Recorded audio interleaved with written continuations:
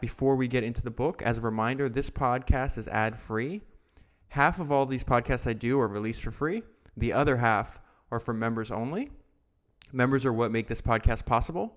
So if you like what we're doing, if you like what I'm doing here, sign up to be a member. There's a link in the show notes available on your podcast player. And I thank you very much for your support. So let's go ahead and jump right into this book. And I want to start with a section that discusses what you could call the first Apple product. The ultimate combination of pranks and electronics, and the escapade that helped to create Apple, was launched one Sunday afternoon when Wozniak read an article in Esquire that his mother had left for him on the kitchen table. The story described how hackers and phone phreakers had found ways to make long-distance calls for free by replicating the tones that routed signals on the AT&T network. Halfway through the article, I had to call my best friend Steve Jobs, Wozniak recalled.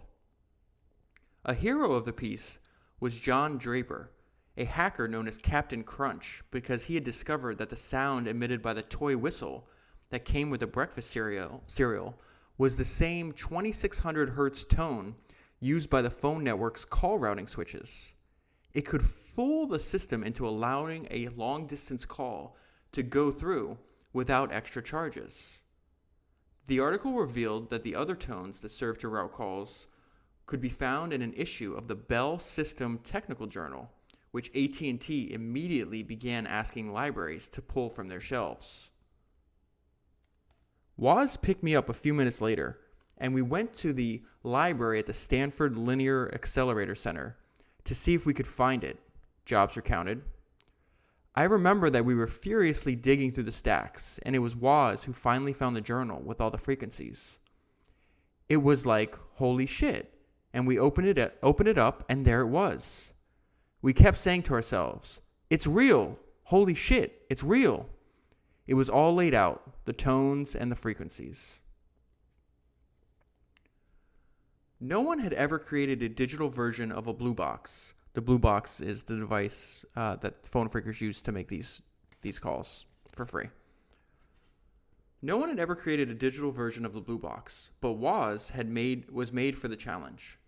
Using diodes and transistors from Radio Shack, and with the help of a music student in his dorm who had perfect pitch, he got it built.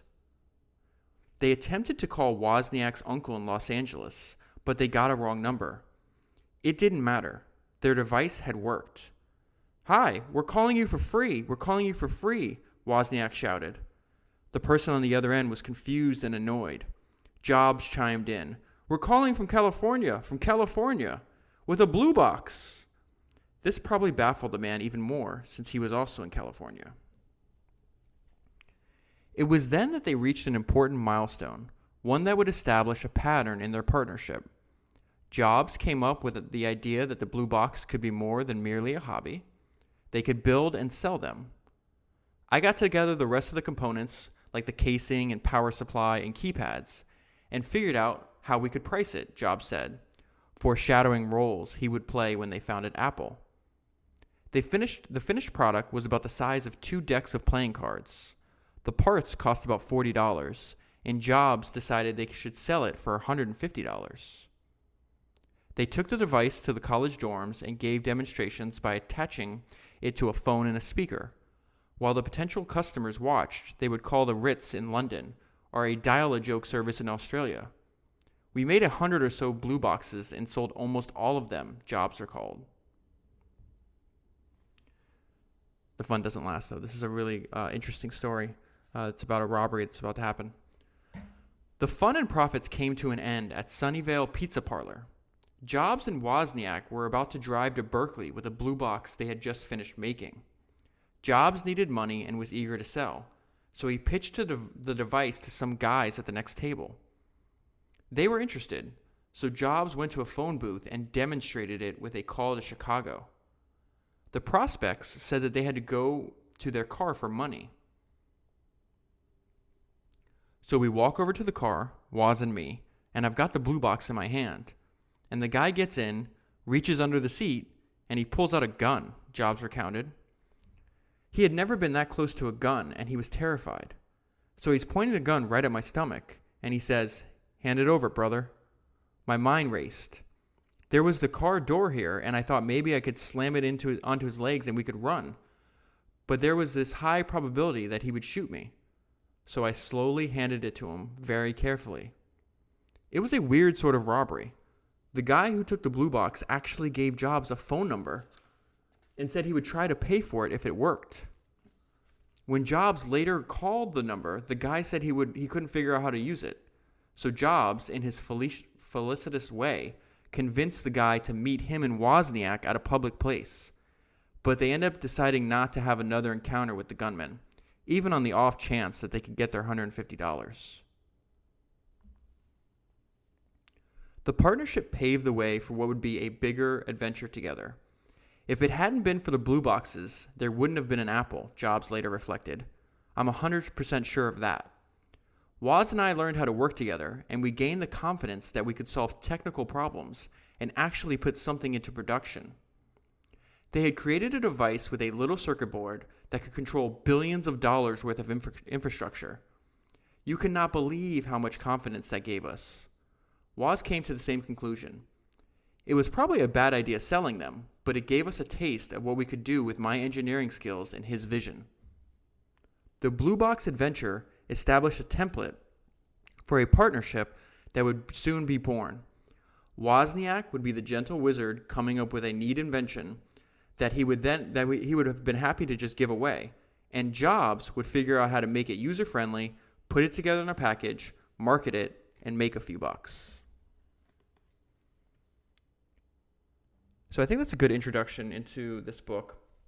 So the book is about almost 600 pages long, and half of it covers the beginning of Jobs' life all the way up until his return to Apple in the late 90s. And then the second half is when Jobs finally is able to build Apple into what becomes the most valuable company in the world.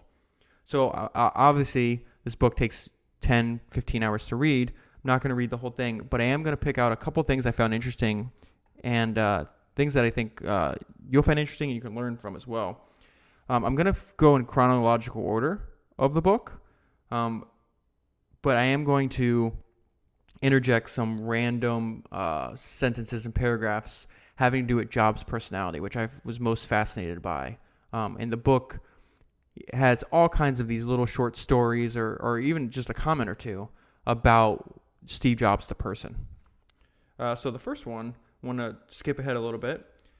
And this is Steve Jobs is in college at Reed College. He actually drops out because he doesn't like taking the required classes, but he stays on campus and takes classes that he's interested in, one of those being calligraphy. But this is a person that knew him at Reed, and it's describing Steve Jobs. And he says, he refused to accept automatically received truths, and he wanted to examine everything for himself.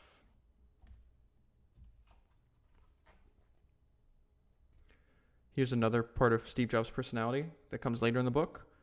He had the attitude that he could do anything, and therefore, so can you.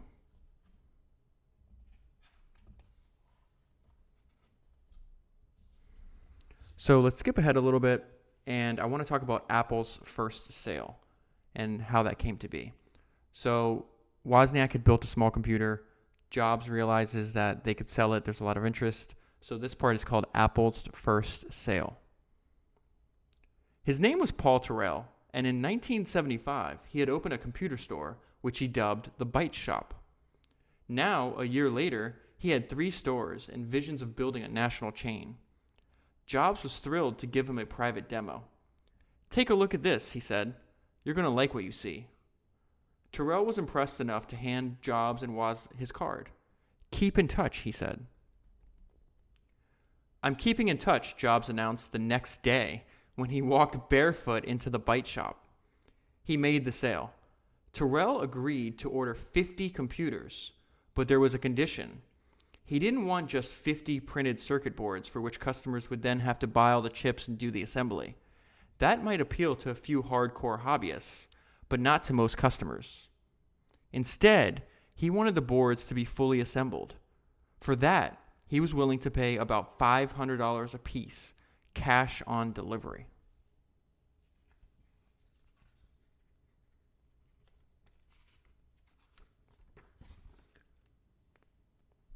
So that's not a bad first sale.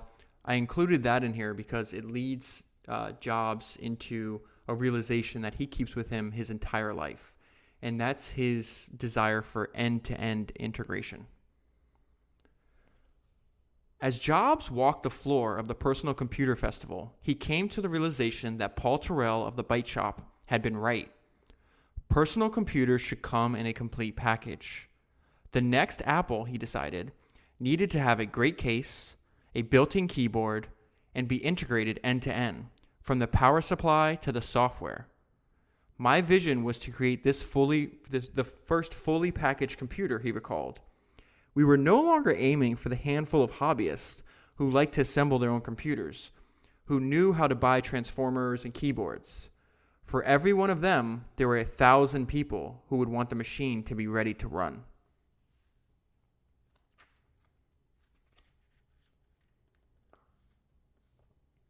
So that machine becomes the Apple II, and this is a realization that Jobs is having in the late 70s, and you're probably listening to this podcast on an iPhone, and you realize that end-to-end integration never left him. The device you're holding in your hand or listening to is a complete demonstration of that. And the Apple II wound up being the first big success of Apple. Here's a little bit about that. The Apple II would be marketed in various models for the next 16 years, with close to 6 million sold, more than any other machine. It launched the personal computer industry. So the Apple II is a massive success. It allows them to file for an IPO in just a few short years. And keep in mind, Steve Jobs is in his early 20s at this time. He's one of the very few entrepreneurs that we cover on the show where their first business was a massive success. And we're going to get into a little bit about that right now. And also what I found interesting was Steve Jobs' relation to money. Apple went public the morning of December 12th, 1980. By then, the bankers had priced the stock at $22 a share. It went to $29 the first day. Jobs had come into the office just in time to watch the opening trades. At age 25, he was now worth $256 million.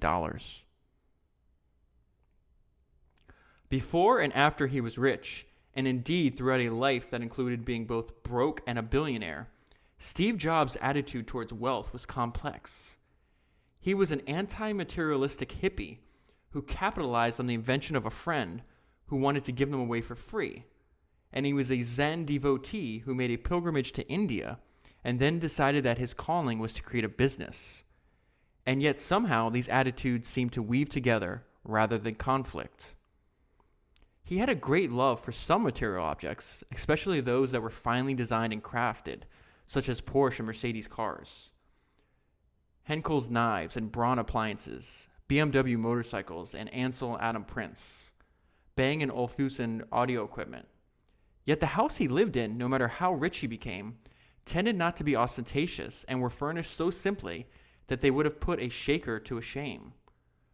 Neither then nor later would he travel with an entourage, keep a personal staff, or even have security protection. He bought a nice car, but he always drove himself.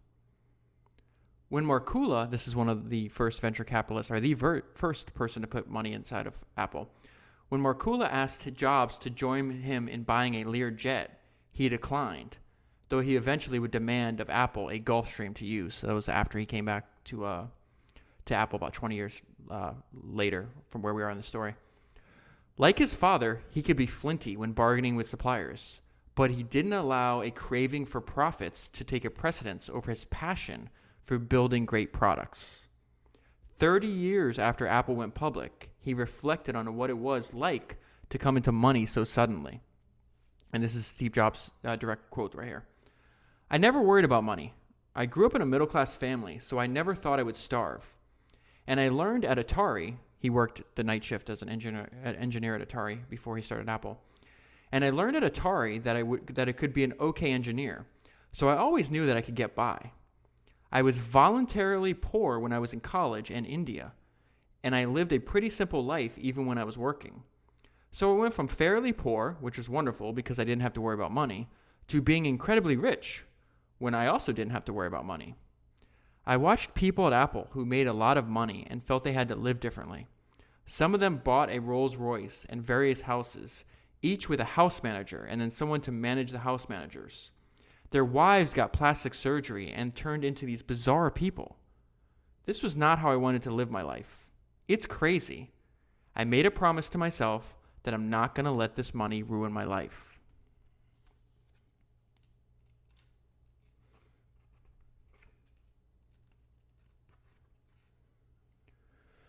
So I want to jump ahead. This is another random tidbit about his personality. Despite his new fame and fortune, he still fancied himself a child of the counterculture. On a visit to a Stanford class, he took off his blazer and his shoes, perched on top of a table, and crossed his legs into a lotus position. The students asked questions such as when Apple's stock price would rise, which Jobs brushed off. Instead, he spoke of his passion for future products, such as someday making a computer as small as a book, the iPad. When the business questions tapered off, Jobs turned the tables on the well-groomed students. "How many of you are virgins?" he asked. There were nervous giggles. "How many of you have taken LSD?" More nervous laughter. And only one or two hands went up. Later, Jobs would complain about the new generation of kids who seemed to him more materialistic and careerist than his own. Another direct quote. "When I went to school, it was right after the 60s and before this general wave of practical purposefulness had set in," he said. "Now students aren't even thinking in idealistic terms, or at least nowhere near as much." His generation, he said, was different. "The idealistic wind of the 60s is still at our backs. And most of the people I know who are my age have that ingrained in them forever." Imagine being in that Stanford class and having somebody ask if you're a virgin or if you've taken LSD. LSD is mentioned throughout the book multiple times. Steve Jobs credits him taking LSD in his youth as one of the most important experiences he ever had, and he would encourage other people to do it as well. He was a very big fan of acid.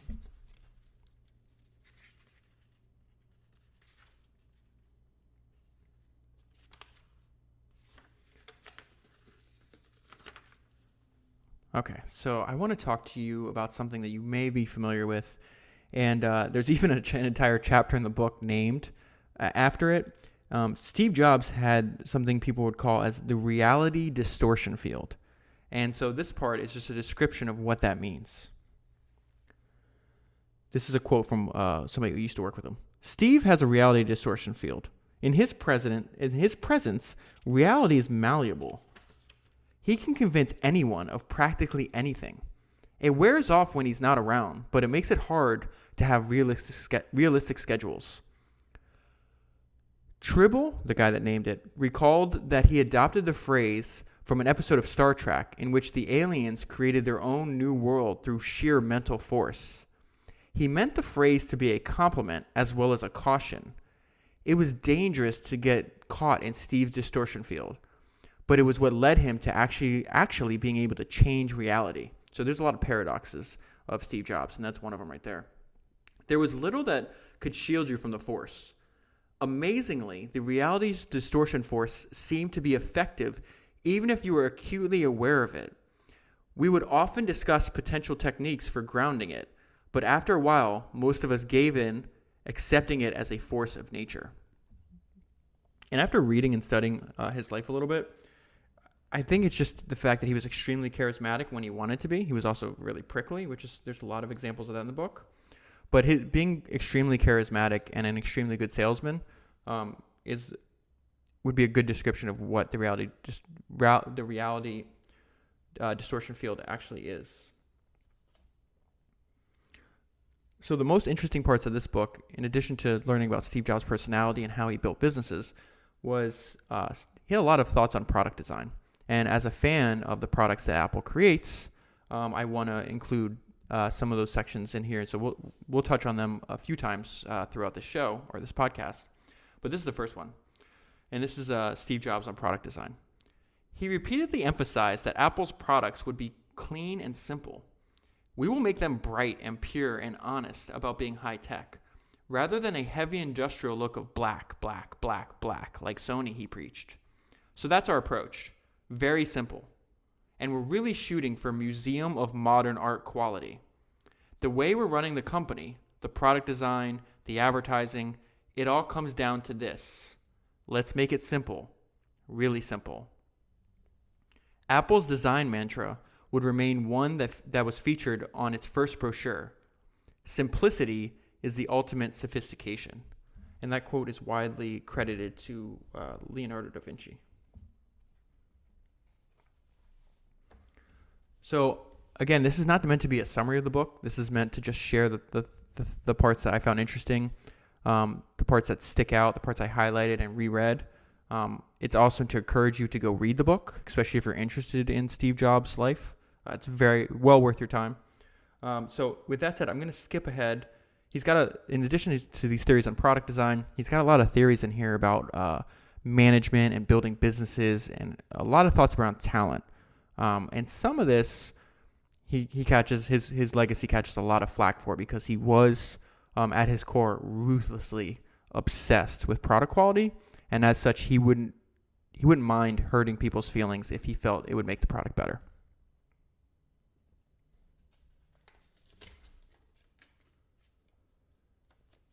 So this is going to be his theory on B and C players. His B and C player theory.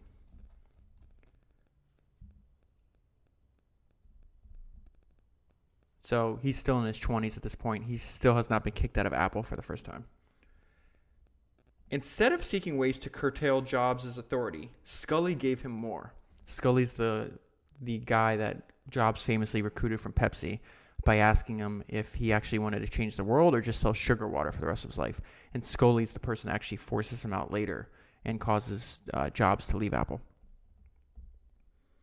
The Lisa and Macintosh divisions were folded together, with Jobs in charge. He was flying high, but this did not serve to make him more mellow. Indeed, there was a memorable display of his brutal honesty when he stood in front of the combined Lisa and Macintosh teams to describe how they would be merged. So at this point, he was leading the Lisa division, which was named after his daughter. They removed him because people said he was hard to work with. So he goes on to create something which becomes known as the Macintosh. The Macintosh winds up being a great product. Not as good as the Apple II, but a better product than Lisa. And now they're merging them together, and Jobs is in charge. And you're going to hear what he says here. His Macintosh group leaders would get all of the top positions, he said, and a quarter of the Lisa staff would be laid off. You guys failed, he said, looking directly at those who had worked on the Lisa. You're a B team, B players. Too many people here are B or C players. So today, we are releasing some of you to have the opportunity to work at our sister companies here in the Valley. Bill Atkinson, who had worked on both teams, thought it was not only callous, but unfair. These people had worked really hard and were brilliant engineers, he said. But Jobs had latched onto what he believed was a key management lesson from his Macintosh experience. You have to be ruthless if you want to build a team of A players. It's too easy as a team grows to put up with a few B players, and then they attract a few more B players, and soon you will even have some C players, he recalled. The Macintosh experience taught me that A players like to work only with other A players, which means you can't indulge B players. So the criticism about him being callous is certainly deserved, but I do think there is some truth to him saying that if you really want to assemble a team of great players want to work with other great players.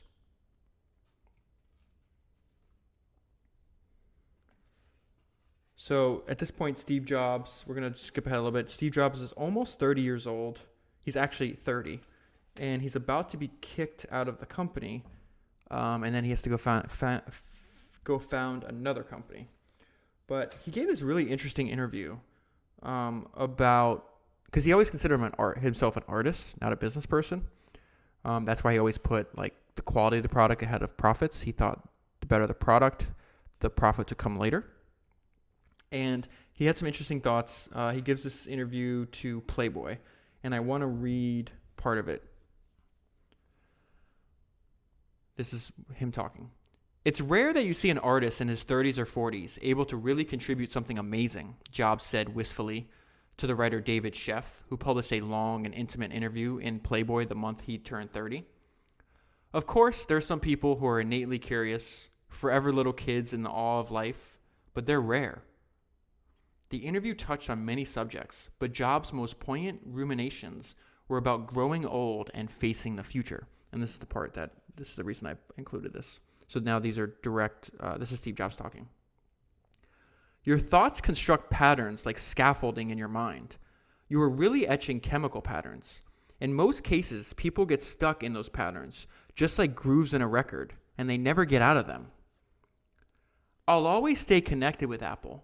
I hope that throughout my life, I'll sort of have the thread of my life and the thread of Apple weave in and out of each other like a tapestry.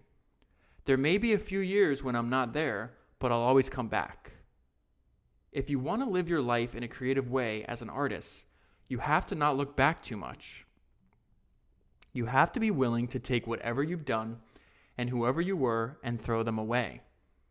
The more the outside world tries to reinforce an image of you, the harder it is to continue to be an artist, which is why a lot of times artists have to say, bye, I have to go. I'm going crazy and I'm getting out of here. And they go and hibernate somewhere. Maybe later they reemerge a little differently. So I included that part because not only do I think there's a lot of truth in what he's saying, it's really good advice, but it's kind of spooky how he would have these premonitions. I mean, he's talking about him leaving Apple, and this is before he's kicked out, and Apple in his own life weaving back and forth like a tapestry, and that turns out what happens over the next 25 years of his life. And when he gets kicked out, he creates the company Next, which is rather famous. They consider it a failure. He winds up selling it back to Apple, I think for like $500 million. They build hardware. They were trying to build hardware for like universities and education based. It was just really expensive. They built some software that winds up being used, but in general, it's one of the few failures people would consider failures, quote unquote, of Steve Jobs. But before I skip ahead to that part, there's some really great stories of other famous entrepreneurs when Steve Jobs in Next. So if you're American, you probably know the name Ross Perot. He famously ran for president in the 90s. But before that, he was a super successful entrepreneur, and I want to just include this story. And it's called Perot to the Rescue. In late 1986, Jobs sent out a proposal to venture capital firms offering a 10% stake in Next for $3 million. That put a valuation of the entire company of $30 million, a number that Jobs had pulled out of thin air. Less than $7 million had gone into the company thus far, and that's $7 million out of Jobs' own pocket. And there was little to show for it other than a neat logo and some snazzy offices. It had no revenue or products, nor any on the horizon. Not surprisingly, the venture capitals all passed on the offer to invest. Now here's a crazy story. There was, however, one cowboy who was dazzled. Ross Perot, the Bantam Texan who had founded Electronic Data Systems, then sold it to General Motors for $2.4 billion, happened to watch a PBS documentary called The Entrepreneurs, which had a segment on Jobs and Next in November 1986. Why can I not say that? 1986. There we go. He instantly identified with Jobs and his gang, so much so, as he watched them on television, he said, I was finishing their sentences for them. Perot called Jobs the next day and offered, if you ever need an investor, call me. Jobs did need one, badly, but he was careful not to show it. He waited a week before calling back. Perot sent some of his analysts to size up Next, but Jobs took care to deal directly with Perot. One of his great regrets in life, Perot later said, was that he had not bought Microsoft or a large stake in it when a very young Bill Gates had come to visit him in Dallas in 1979. By the time Perot called Jobs, Microsoft had just gone public with a $1 billion valuation. Perot had missed out on an opportunity to make a lot of money and have a fun adventure. He was eager not to make that same mistake again. Jobs made an offer to Perot that was 3 times more costly than had quietly been offered to venture capitalists in a few months earlier. For $20 million, Perot would get 16% of the equity in the company, and Jobs would put in another $5 million. That meant the company would be valued at about $126 million. And Steve's just making this up as he goes along. But money was not a major consideration for Perot. After a meeting with Jobs, he declared that he was in. I pick the jockeys, and the jockeys pick the horses and ride them, he told Jobs. You guys are the ones I'm betting on, so you go figure it out.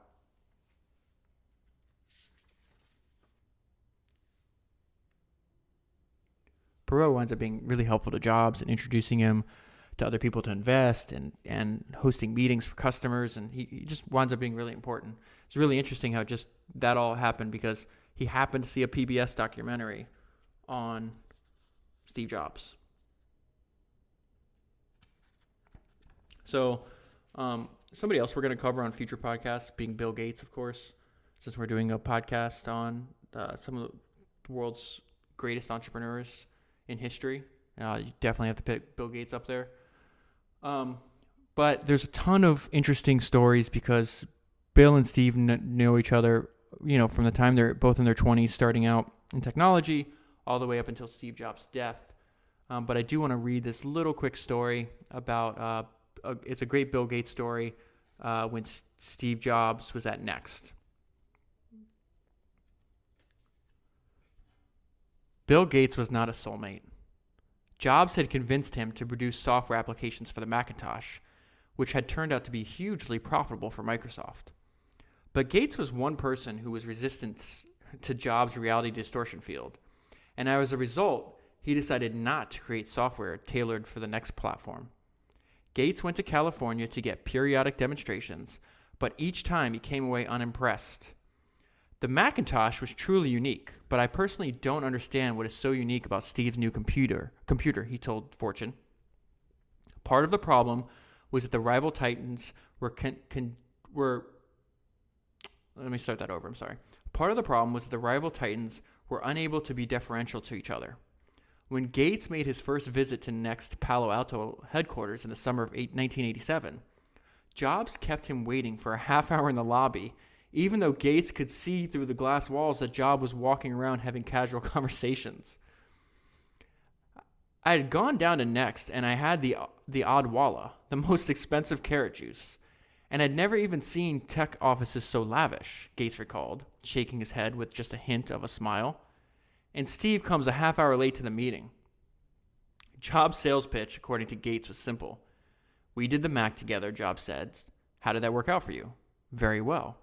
Now we're going to do this together, and this is going to be great. But Gates was brutal to Jobs, just as Jobs could be to others. This machine is crap, he said. The optical disc has too high latency. The fucking case is too expensive. This thing is ridiculous. He decided then and reaffirmed on each subsequent visit that it made no sense for Microsoft to divert resources from other projects to develop applications for Next. Worse yet, he repeatedly said so publicly, which made others less likely to spend time developing for Next. Develop for it? I'll piss on it, he told InfoWorld. I just love seeing, it's obviously not nice. I'm not encouraging this behavior, but it is interesting how these two they have a love-hate relationship their whole lives. And they're both super aggressive. When they happened to meet in the hallway at a conference, Jobs started berating Gates for his refusal to do software for Next. When you get a market, I'll consider it, Gates replied. Jobs got angry. It was a screaming battle right in front of everybody, recalled Adele Goldberg, the Xerox PARC engineer. Jobs insisted that the Next was the next wave of computing. Gates, as he often did, got more expressionless as Jobs got more heated. He finally just shook his head and walked away. Beneath their personal rivalry and occasionally grudgingly respect was their basic philosophical difference. Jobs believed in an end-to-end integration of hardware and software, which we referenced earlier, which led to him to build a machine that was not compatible with others. Gates believed in and profited from a world in which different companies made machines that were compatible with one another. Their hardware ran a standard operating system, which was Microsoft Windows, and could do all the same software apps, such as Microsoft Word and Excel. His product comes with an interesting feature called incompatibility, Gates told the Washington Post. It doesn't run any of the existing software. It's a super nice computer.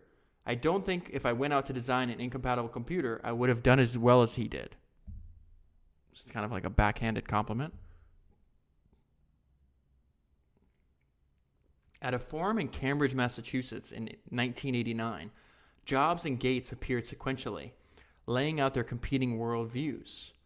Jobs spoke about how new waves come along in the computer industry every few years. Macintosh had launched a revolutionary new approach with the graphical interface. Now Next was doing it with object-oriented programming, tied to a powerful new machine based on an optical disc. Every major software vendor realized that they had to be part of this new wave, he said, except Microsoft. When Gates came up, he reiterated his belief that Jobs' end-to-end control of the software and the hardware was destined for failure. Just as Apple had failed in competing against the Microsoft Windows standard, the hardware market and the software market are separate, he said. When asked about the great design that could come from Jobs' approach, Gates gestured to the next prototype that was still sitting on stage and sneered. If you want black, I'll get you a can of paint.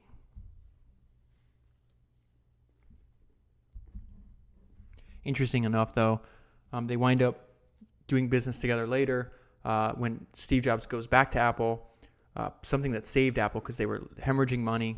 They were only worth maybe $1 or $2 billion at the time. They were losing, I think, 40 or 50 million a quarter. And Microsoft wound up investing about $175 million in Apple and helping save the company.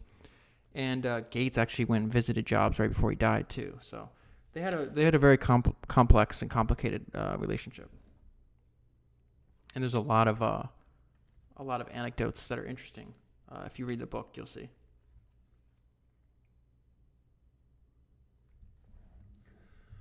So I'm not going to spend too much time on Next. There's not too much interesting things in the book about it. But there is a lot of people know obviously Steve Jobs from Apple, but he had another multi-billion-dollar hit that was maybe just as technically advanced as stuff that Apple was doing, and that's with Pixar. So I want to touch a little bit on how Jobs was able to purchase Pixar and then winds up growing it into a large company. They make obviously super successful animated movies, and then he winds up selling it to Disney.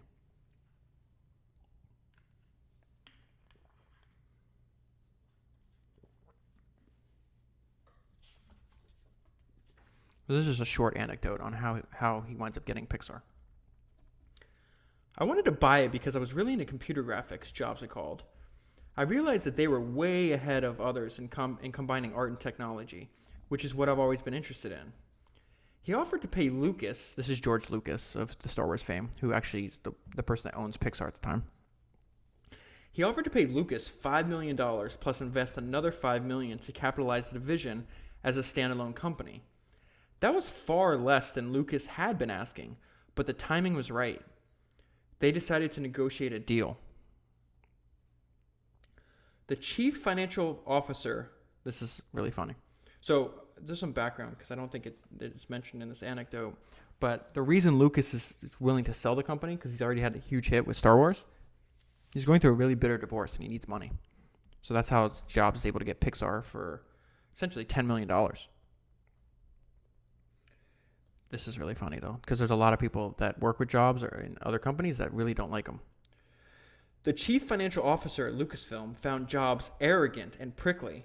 So when it came time to hold a meeting of all the players, he told Catmull, this is Ed Catmull, one of the founders, co-founders of Pixar, "We have to establish the right pecking order. The plan was to gather everyone in a room with Jobs, and then the CFO would come in a few minutes late to establish that he was the person running the meeting. But a funny thing happened, Catmull recalled. Steve started the meeting on time without the CFO, and by the time the CFO walked in, Steve was already in control of the meeting. Jobs met only once with George Lucas, who warned him that the people in the division cared more about making animated movies than they did about making computers. This is a quote from George Lucas. "You know these guys are hell-bent on animation," Lucas told him. Lucas later recalled, "I did warn him that was basically Ed and John's agenda." These are the two co-founders, Ed Catmull and John Lasseter of Pixar. "I did warn him that was basically Ed and John's agenda. I think in his heart he bought the company because that was his agenda too." He winds up having a really good working relationship with Ed Catmull and John Lasseter. They were both, like you mentioned earlier, interested in the intersection of technology and art, and they fancied themselves artists. And when someone would fancy themselves an artist, Jobs was very deferential. It's really interesting. So that's not to say that, of course, they didn't have their battles, but they got along. He got along better with the Pixar guys than he did with people at Apple. And if you're interested in learning more about this, I read this great book Ed Catmull actually wrote, and it's called Creativity Inc. And it talks. I think I'm going to cover it on a future podcast. I know I'll cover it on a future podcast, but it talks about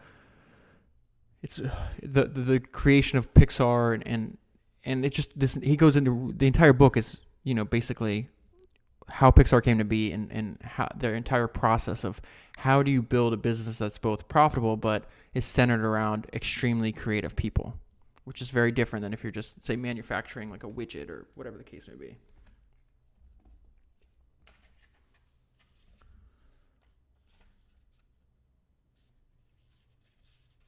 Okay, so I'm going to skip ahead in the book. Steve Jobs, he's had some success with Pixar at this point. He next is, it's doing okay, but nothing going really well. But while he's gone, Apple's been through a few CEOs. They've created dozens of products. They all basically suck. And they realize the board and the CEO of Apple at this time are going to ask Steve Jobs to come back. But they're not. The CEO, this guy named Gil Amelio, I hope that's how you pronounce his last name. He's not asking him to come back and take his job, even though that's what happens. He wants Steve Jobs back to help with products and maybe be like a chairman or whatever the case is. So this is the story of them asking Steve to be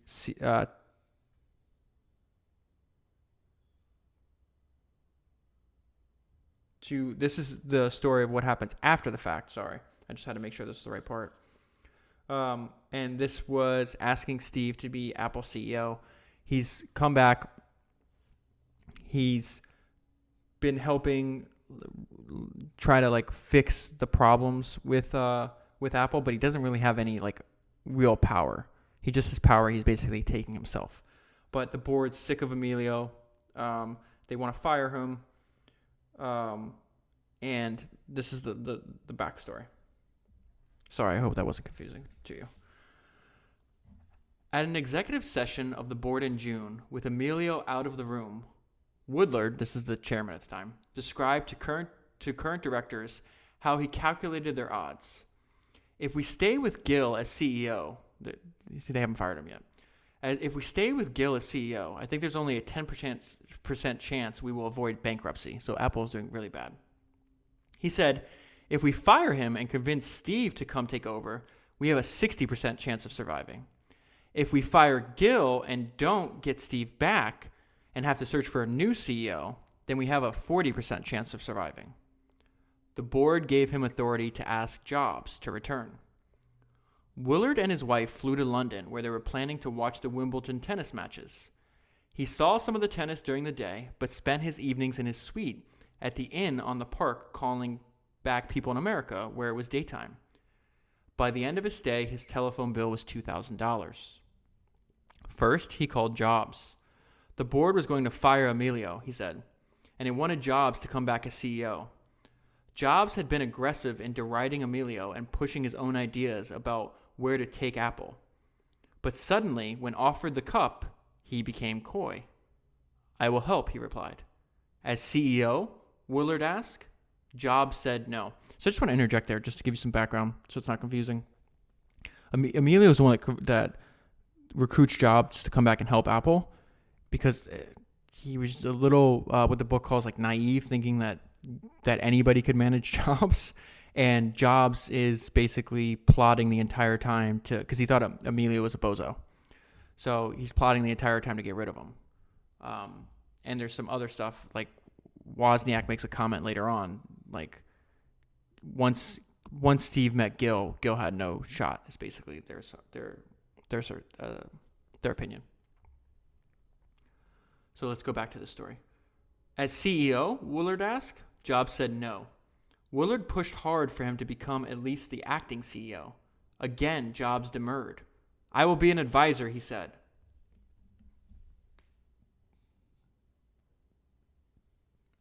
"I will be an advisor," he said, unpaid.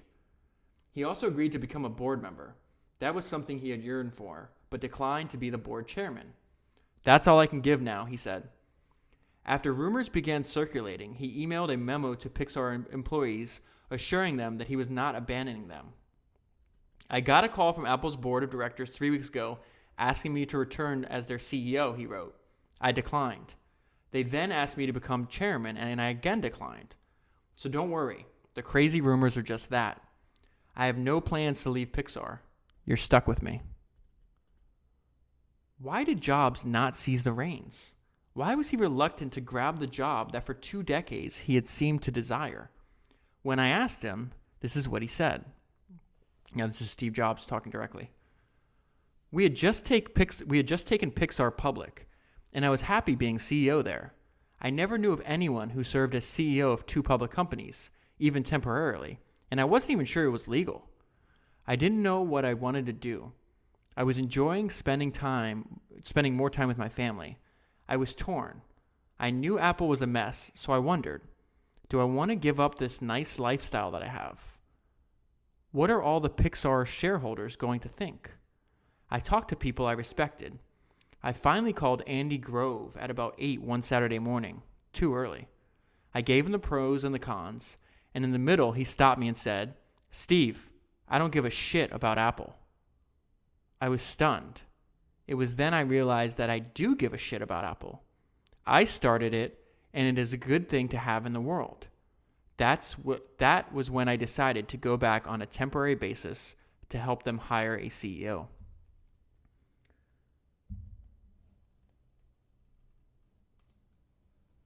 Andy Grove is somebody that's relatively famous. We might cover him in the future too. He wrote this book called High Output Management. That's really interesting if you have a company that you're running, or if you manage employees, or you even have a division. It's a really short book. You can read it in about a day. I definitely recommend it. It's called High Output Management.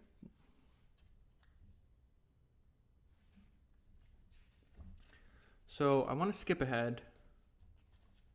We all know where this is going. He comes back. He says he's going to be interim CEO.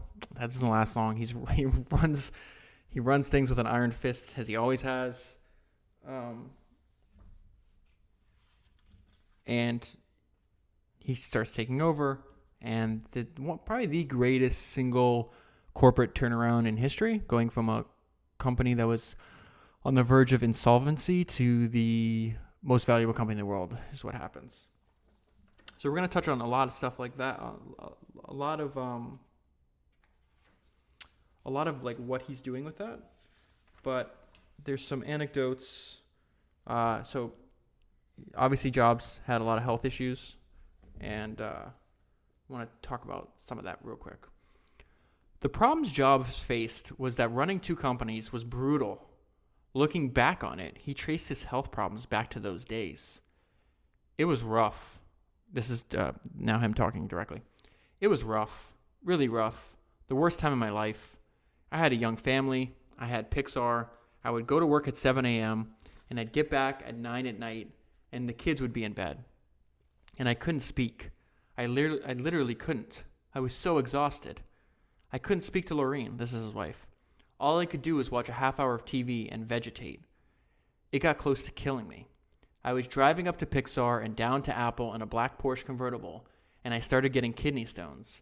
I would rush to the hospital, and the hospital would give me a shot of Demerol in the butt, and eventually I would pass it. So later on, we find out that all these other health issues he's having, they are, that's how they find out that he winds up having pancreatic cancer, because he's getting scans for something unrelated, and they notice like a shadow on his pancreas.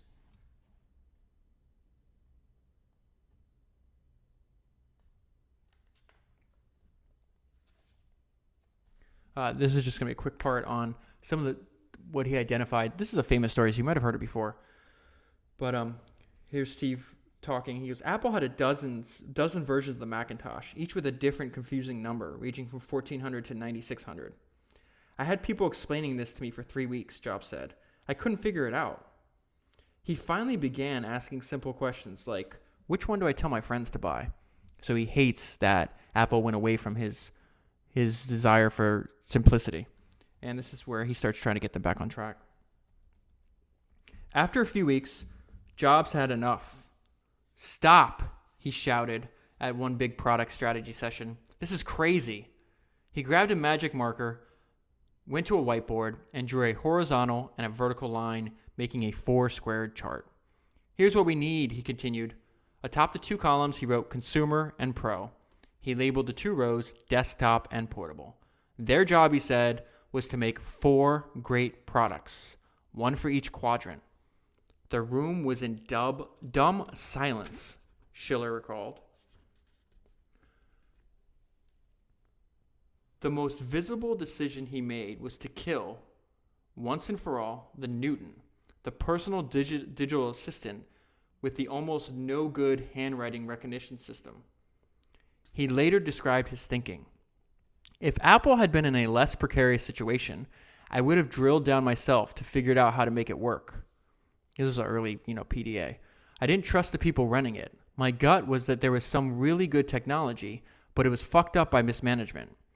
By shutting it down, I freed up some good engineers who could work on new mobile devices, and eventually we got it right when we moved on to the iPhone and the iPad. The ability to focus saved Apple. In his first year back, Jobs laid off more than 3,000 people, which salvaged the company's balance sheet. For the fiscal year that ended when Jobs became interim CEO in September 1997, Apple had lost $1.04 billion. We were less than 90 days from being insolvent, he recalled. After 2 years of staggering losses, Apple had enjoyed a profitable quarter, making $45 million. For the first full fiscal year of 1998, it returned a $309 million profit. Jobs was back, and so was Apple.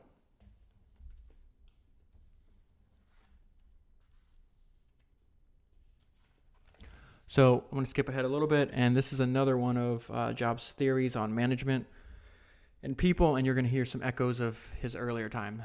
When he was making that speech that I referenced a little while ago, he was in his late 20s, maybe 30 years old at the time. This is now the older Jobs, about 15 years later. So it talks about one of his goals being to be vigilant against what he called the bozo explosion. And this is him talking. For most things in life, the range between the best and average is 30% or so. The best airplane flight, the best meal, they may be 30% better than your average one. What I saw with Woz was somebody who was 50 times better than the average engineer. He could have meetings in his head. The Mac team was an attempt to build a whole team like that. A players. People say they wouldn't get along. They'd hate working with each other. But I realized that A players like to work with A players. They just didn't like working with C players. At Pixar, it was a whole company of A players. When I got back to Apple, that's what I decided to try to do. You need to have a collaborative hiring process. When we hire someone, even if they're going to be in marketing, I will have them talk to the design folks and the engineers. My role model was J. Robert Oppenheimer. I read about the type of people he sought for the atom bomb project. I wasn't nearly as good as he was, but that's what I aspired to do.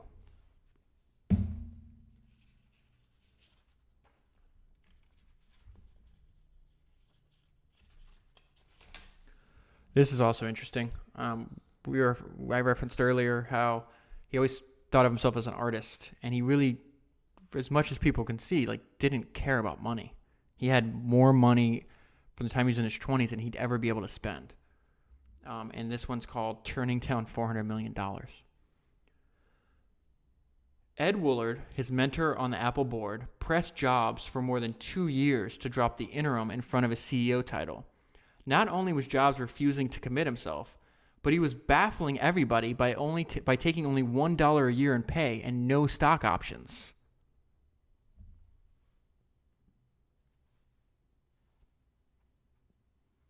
I make 50 cents for showing up, he liked to joke, and the other 50 cents is based on performance. Since his return in July 1997, Apple stock had gone from just under $14 to just over $102 at the peak of the internet bubble at the beginning of the year 2000. Woolard had begged him to take at least a modest stock grant back in 1997, but Jobs had declined, saying, "I don't want the people I work with at Apple to think I'm coming back to get rich." Had he accepted that modest grant, it would have been worth $400 million.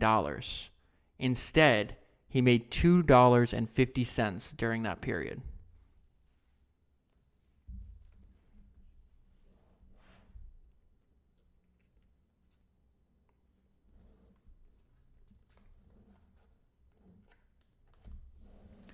So I'm going to skip ahead. He has this what turns out to be a revolutionary idea to make retail stores. And at this time, people like Gateway have tried this tactic or this theory. They failed spectacularly. I think they were having like 250 people a week going to the Gateway stores. And so in addition to these stories we have on personality, there's some other anecdotes in the book that are just randomly, that I want to randomly share, and they're called Critics Don't Know Shit. And this has to do with Apple stores.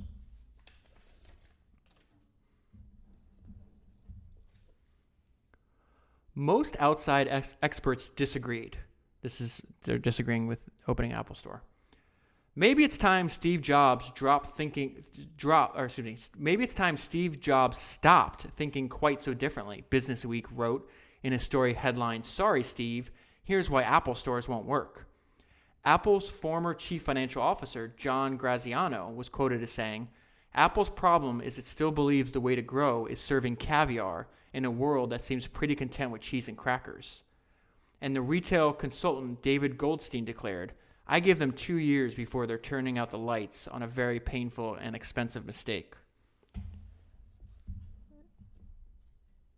And Apple winds up being the most successful retailer in history. So they were all wrong. And not only wrong, but spectacularly wrong. And I think that's the problem with being a critic in general. If you don't like something, just go build an alternative. But to go around criticizing other people that are doing things, I don't understand that trait that a certain percentage of humans just seem to have. It's really bizarre. So now I'm skipping way ahead. This is the section on the iPhone, which there's some interesting stuff in here. And I'm going to share some stories in here, but the first part is there's a little known fact that the iPad was actually being developed before the iPhone. So this is from the chapter on the iPhone. The initial approach was to modify the iPod. They tried to use the track wheel as a way for the user to scroll through phone options and without a keyboard try to enter numbers. It was not a natural fit. We were having a lot of problems using the wheel, especially in getting it to dial phone numbers, Fidel recalled. This is Tony Fidel, widely credited with the invention of the iPod rather.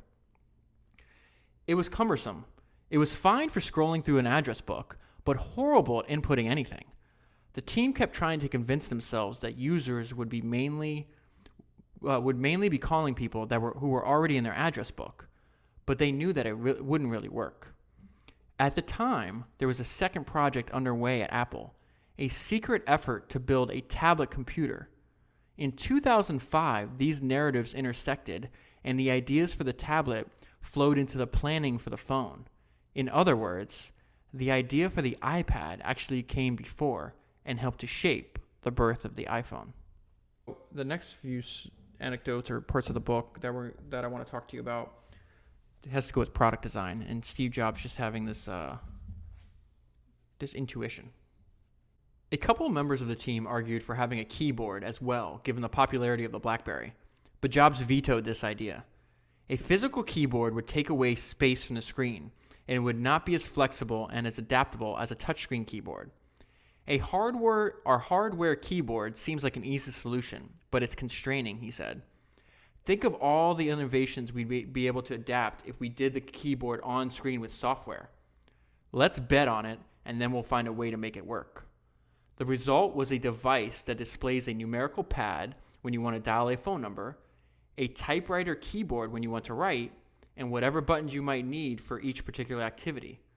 And then they all disappeared when you're watching a video. By having software replace hardware, the interface became fluid and flexible.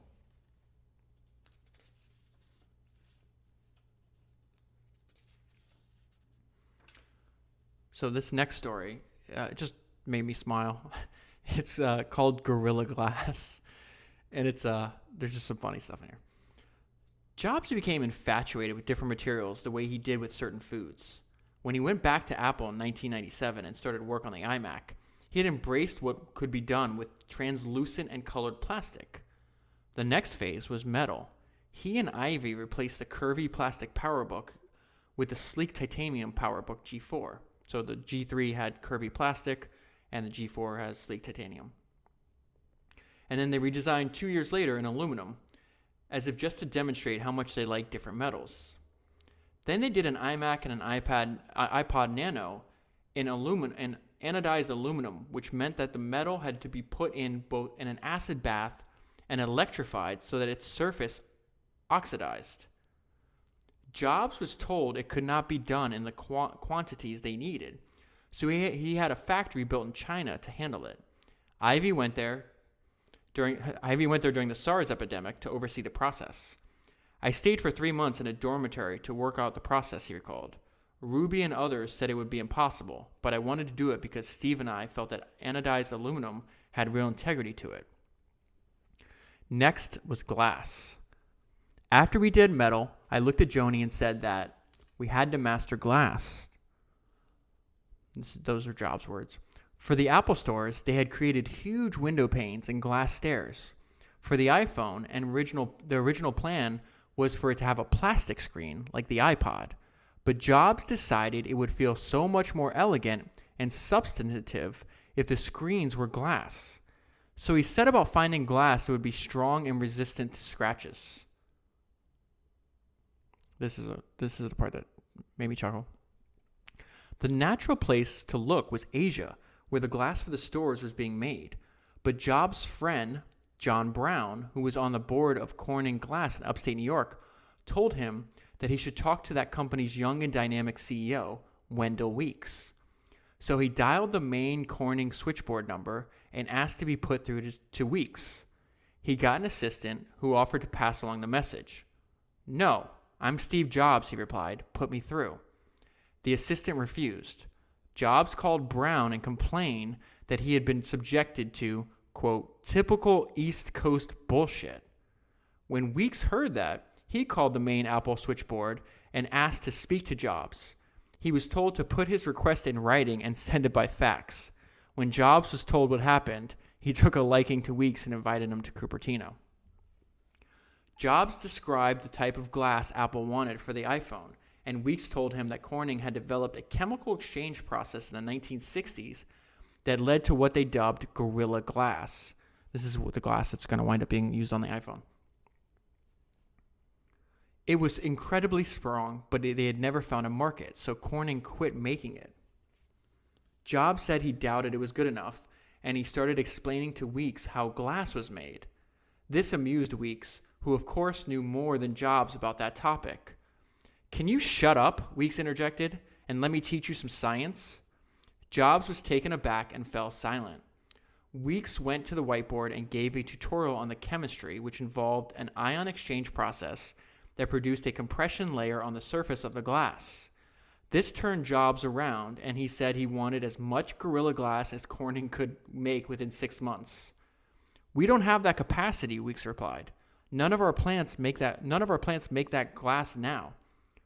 Don't be afraid, Jobs replied.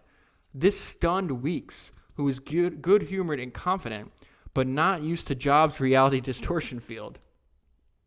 He tried to explain that a false sense of confidence would not overcome engineering challenges, but that was a premise that Jobs had repeatedly shown he did not accept. He stared at Weeks, unblinking. Yes, you can do it, he said. Get your mind around it, you can do it. As Weeks retold this story, he shook his head in astonishment. We did it in under 6 months, he said. We produced a glass that had never been made. Corning's facility in Kentucky, which had been making LCD displays, was converted almost overnight to make Gorilla Glass full-time. We put our best scientists and engineers on it, and we just made it work. In his airy office, Weeks had just one frame memento on display. It's a message Jobs sent the day the iPhone came out. We couldn't have done it without you. I thought it was funny when Jobs said it was typical East Coast bullshit, that he couldn't get through to the CEO by calling the switchboard, yet Apple had a much more complicated process of putting it in writing and faxing it if you wanted to talk to Jobs. So the iPhone's released, and I want to add another entry into our running segment known as Critics Don't Know Shit. But Apple's competitors emphasize that at $500, it costs too much to be successful. It's the most expensive phone in the world, Microsoft's Steve Ballmer said in a CNBC interview. And it doesn't appeal to business customers because it doesn't have a keyboard. Once again, Microsoft had underestimated Jobs' product. By the end of 2010, Apple had sold 90 million iPhones, and it reaped more than half of the total profits generated in the global cell phone market. Your Apple stores are going to fail in 2 years, winds up being the most successful retail store in history. Your phone's too expensive, it's going to fail because it doesn't have a keyboard, winds up being the most successful phone in history.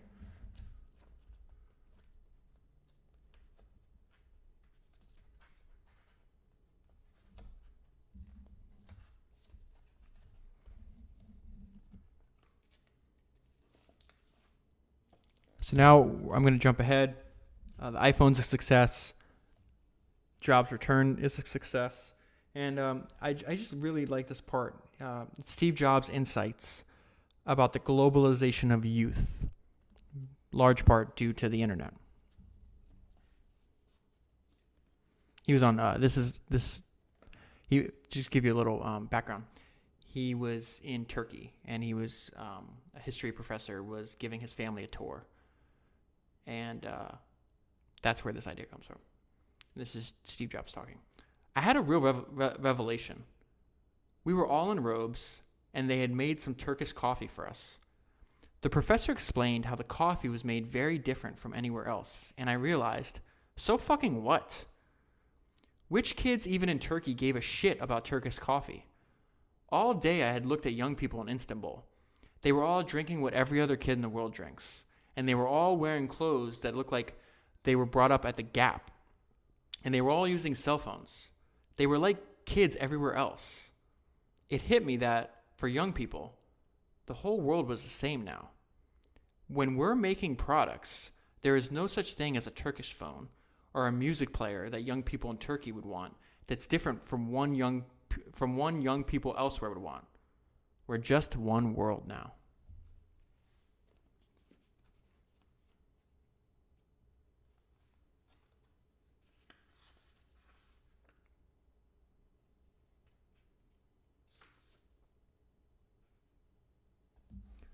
So before there was such thing as iCloud, Apple introduced a service called Mobile Me that was trying to do similar things, and it was a huge failure.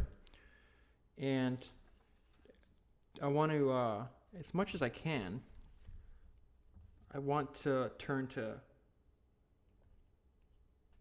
Jobs' own words.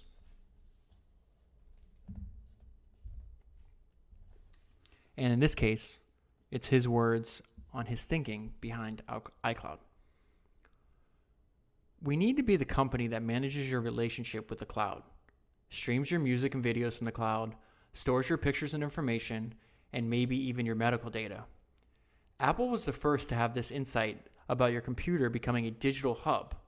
So we wrote all of these apps, iPhoto, iMovie, iTunes, and tied in our devices like the iPod and iPhone and iPad, and it worked brilliantly. But over the next few years, the hub is going to move from your computer into the cloud. So it's the same digital hub strategy, but that hub's in a different place. It means you will always have access to your content and you won't have to sync. It's important that we make this transformation because of what Clayton Christensen calls the innovator's dilemma, where people who invent something are usually the last ones to see past it, and we certainly don't want to be left behind.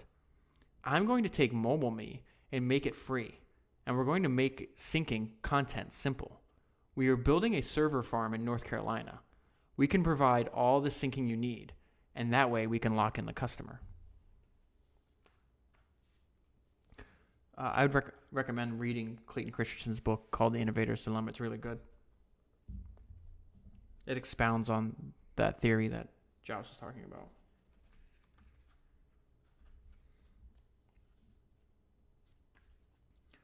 So this is going to be the longest single section, but it's also where we're going to close.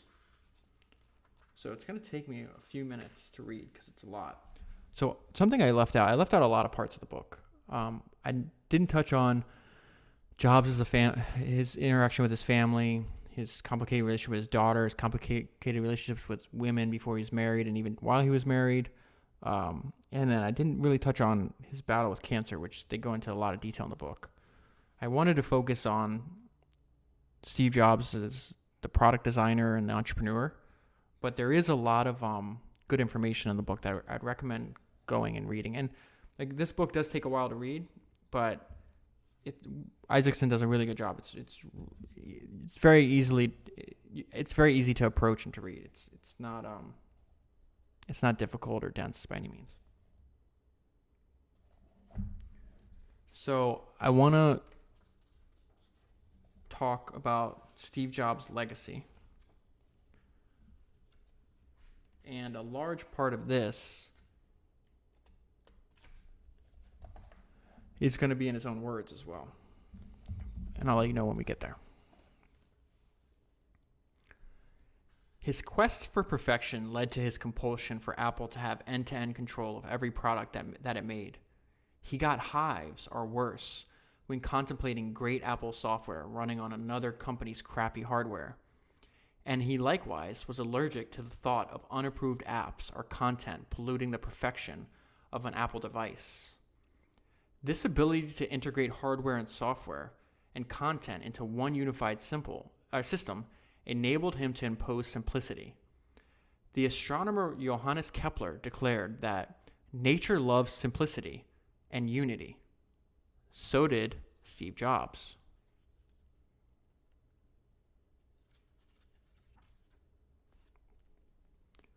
Jobs' intensity was also evident in his ability to focus. He would set priorities, aim his laser attention on them, and filter out distractions. If you could only have like a 2-sentence summary of how to run a business from Steve Jobs' perspective, I would say it's those 2 sentences there. If something enraged him, the user interface for the original Macintosh, the design of the iPod and the iPhone, getting music companies into the iTunes store, he was relentless. But if he did not want to deal with something, a legal annoyance, a business issue, his cancer diagnosis, a family tug, he would resolutely ignore it. That focus allowed him to say no. He got Apple back on track by cutting all except a few core products. He made devices simpler by eliminating buttons, software simpler by eliminating features, and interfaces simpler by eliminating options. The saga of Steve Jobs is the Silicon Valley creation myth writ large, launching a startup in his parents' garage and building it into the world's most valuable company. He didn't invent many things outright, but he was a master at putting together ideas, art, and technology in ways that invented the truth.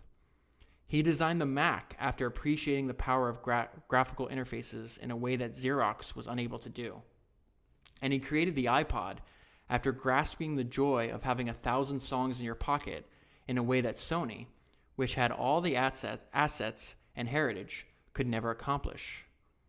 Some leaders push innovations by being good at the big picture. Others do so by mastering details. Jobs did both relentlessly. So I want to read that part again. Some leaders push innovation by being good at the big picture. Others do so by mastering details. Jobs did both relentlessly. As a result, he launched a series of products over 3 decades that transformed whole industries. The Apple II, which took Wozniak's circuit board and turned it into the first personal computer that was not just for hobbyists. The Macintosh, which begat the home computer revolution and popularized graphical user interfaces. Toy Story and other Pixar blockbusters, which opened up the miracle of digital imagination. Apple stores, which reinvented the role of a store in defining a brand. The iPod, which changed the way we consume music. The iTunes Store, which saved the music industry. And one day I'll learn how to pronounce that word. I don't know why I emphasized the wrong syllable. The iPhone, which turned mobile phones into music, photography, video, email, and web devices. The App Store, which spawned a new content creation industry. And many multi-billion, if not $100 billion businesses. I mean, what would Facebook be if it wasn't on the App Store? The iPad, which launched tablet computing and offered a platform for digital newspapers, magazines, books, and videos. iCloud, which demoted the computer from its central role in managing our content and let all of our devices sync seamlessly. And finally, Apple itself, which Jobs considered his greatest creation, a place where imagination was nurtured, applied, and executed in ways so creative that it became the most valuable company on earth.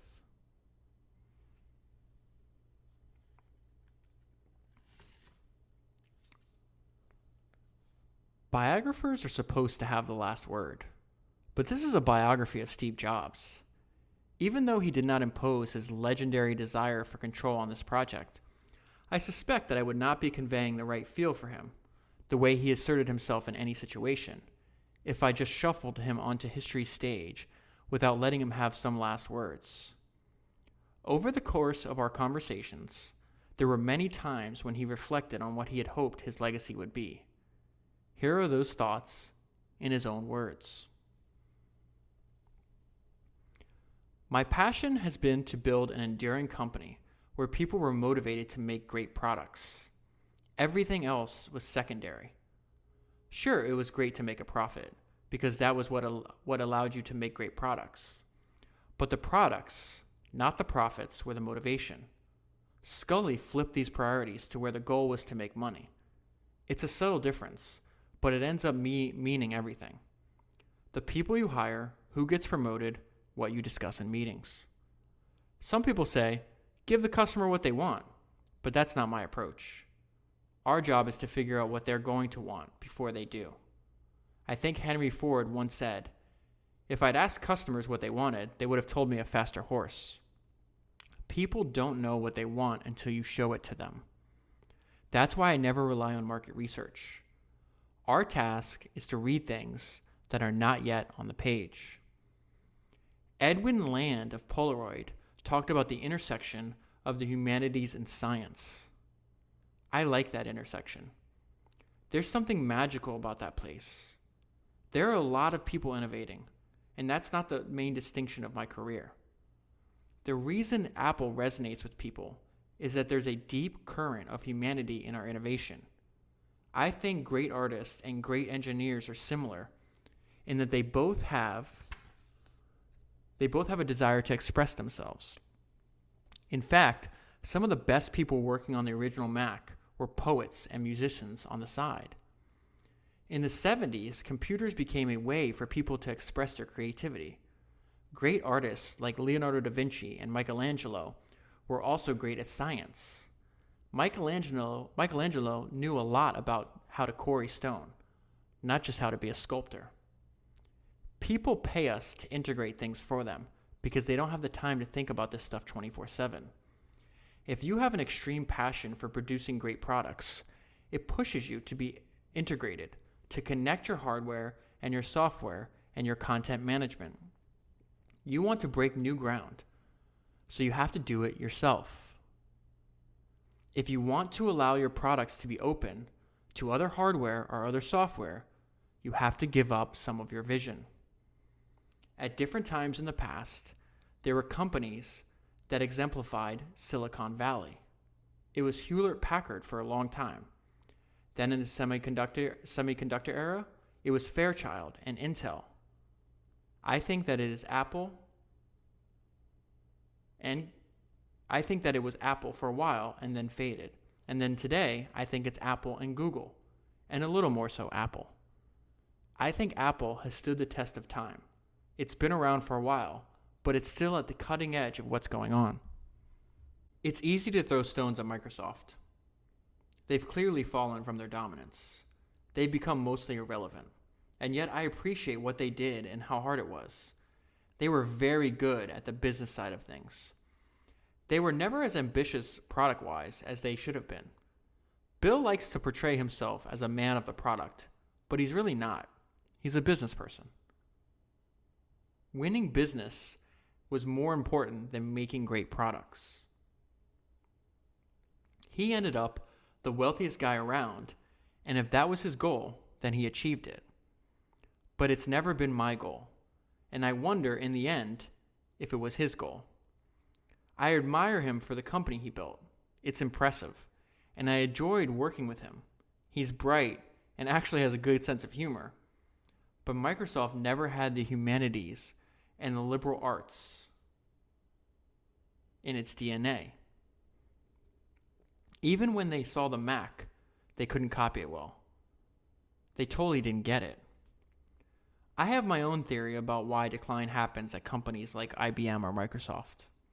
The company does a great job, innovates and becomes a monopoly or close to it in some field, and then the quality of the product becomes less important. The company starts valuing the great salesmen because they're the ones who can move the needle on revenues, not the product engineers and the designers. So the salespeople end up running the company. John Akers at IBM was smart, eloquent, fantastic salesperson, but he didn't know anything about product. The same thing happened at Xerox. When the sales guys run the company, the product guys don't matter so much, and a lot of them just turn off. It happened at Apple when Scully came in, which was my fault, and it happened when Ballmer took over at Microsoft. Apple was lucky, and it rebounded, but I don't think anything will change at Microsoft as long as Ballmer is running it. I hate it when people call themselves entrepreneurs, when what they're really trying to do is launch a startup and then sell or go public so they can cash in and move on. They're unwilling to do the work it takes to build a real company, which is the hardest work in business. That's how you really make a contribution and add to the legacy of those that went before you. You build a company that will still stand for something a generation or two from now. That's what Walt Disney did, and Hewlett-Packard, and the people who built Intel. It's interesting because a lot of people in here, I did a podcast on Walt Disney already, but Xerox, Edwin Land at Polaroid, Bill Gates, a lot of these people he's mentioning are actually, we're going to cover in books in the future. So let's go back to what he said. You build a company that will still stand for something a generation or two from now. That's what Walt Disney did, and Hewlett and Packard, and the people who built Intel. They created a company to last, not just to make money. That's what I want Apple to be. I don't think I run roughshod over people, but if something sucks, I tell people to their face. It is my job to be honest. I know what I'm talking about, and I usually turn out to be right. That's the culture I tried to create. We are brutally honest with each other, and anyone can tell me they think I'm full of shit, and I can tell them the same. And we've had some rip-roaring arguments where we are yelling at each other, and it's some of the best times I've ever had. I feel totally comfortable saying, Ron, that store looks like shit, in front of everyone else. Or I might say, God, we really fucked up the engineering on this, in front of the person that's responsible. That's the ante for being in the room. You've got to be able to be super honest. Maybe there's a better way. A gentleman's club where we all wear ties and speak in this language with velvet code words. But I don't know that way because I am middle class from California. I was hard on people sometimes, probably harder than I needed to be. I remember the time when Reed, this is his son, when Reed was 6 years old coming home, and I had just fired somebody that day, and I imagined what it was like for that person to tell his family and his young son that he had lost his job. It was hard, but somebody's got to do it. I figured that it was always my job to make sure that the team was excellent, and if I didn't do it, nobody was going to do it. You always have to keep pushing to innovate. Dylan could have sung protest songs forever and probably made a lot of money, but he didn't. He had to move on. And when he did, by going electric in 1965, he alienated a lot of people. His 1966 Europe tour was his greatest. He would come on and do a set of acoustic guitar, and the audience loved him. Then he brought out what became the band, and they would all do an electric set, and the audience sometimes booed. There was one point where he was about to sing like a Rolling Stone, and someone from the audience yells, "Judas!" And Dylan then says, "Play it fucking loud." And they did. The Beatles were the same way. They kept evolving, moving, refining their art. That's what I've always tried to do. Keep moving. Otherwise, as Dylan says, if you're not busy being born, you're busy dying. What drove me? I think most creative people want to express appreciation for being able to take advantage of the work that's been done by others before us. I didn't invent the language or mathematics I use.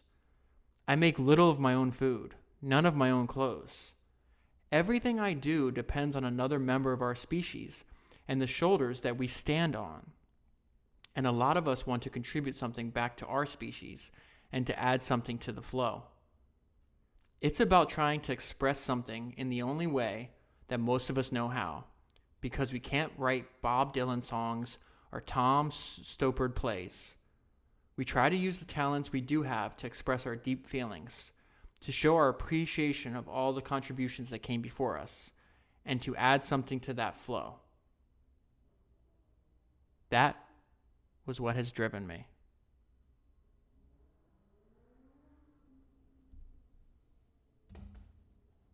And that's the end of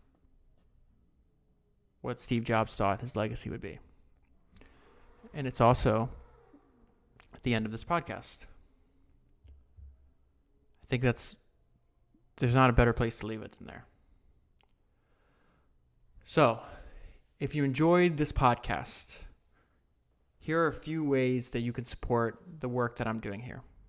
And in return, help me and enable me to create even more podcasts on the greatest entrepreneurs in history. First, if you haven't yet, you subscribe to this podcast in your podcast player.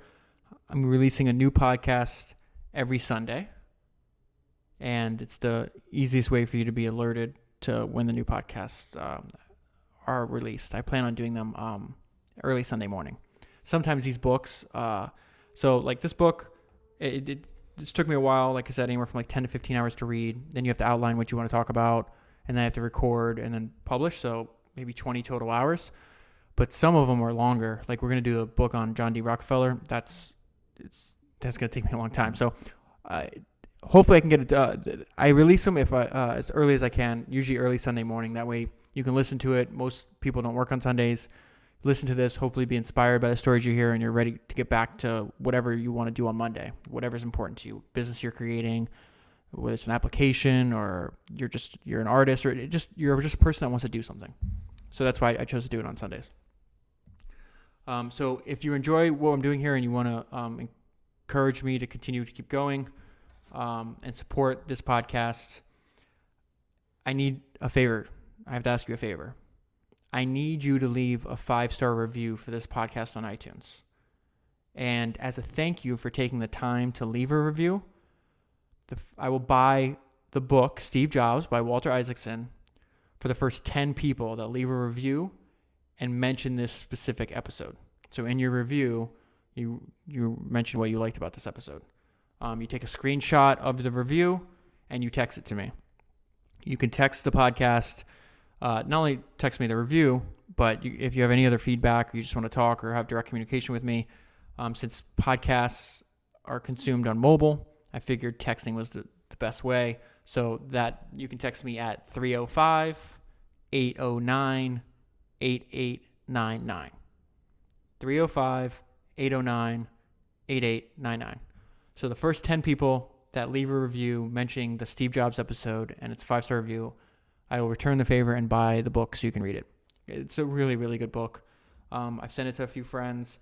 I own both the Kindle version and the paperback version. I did this podcast from the paperback version. I like taking notes, and you probably heard me ripping off sticky notes and everything during the podcast.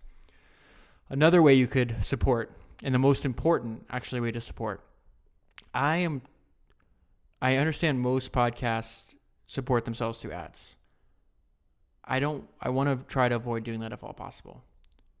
And at the same time, I want to build a community of like-minded people that are interested in entrepreneurship and history and reading and books and all the things that I'm interested in, the reason that I create this podcast to begin with. So you can sign up to become a member. So becoming a member is the most important thing you can do. This podcast is ad-free, right? Half of the podcasts I do are released for free, like this one. There's no ad in it. The other half are for members only. So this week's podcast is free. The next one's members only. And we alternate back and forth between free and members only. Members are what make this podcast possible. For a small monthly membership fee, you get access to every other episode and the entire back catalog. You can also are the ones that help me produce future shows, meaning that the people that sign up to be a member on Patreon, which I'll leave the links in the show notes, which is available in your podcast player. And if you want, you can just text me and I'll send you the link.